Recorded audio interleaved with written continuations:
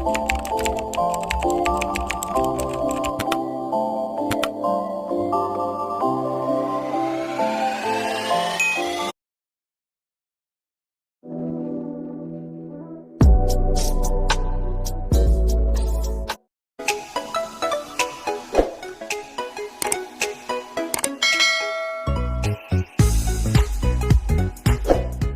Welcome to my channel. For this vlog, tuturuan ko kayo kung paano uminom ng tubig.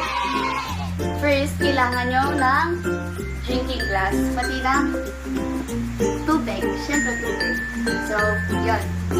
First step is, kailangan nyo kunin yung drinking glass. Then, mag-pour kayo ng water. Yan. So, bago kayo uminom, kailangan nyo mag-relax. Inhale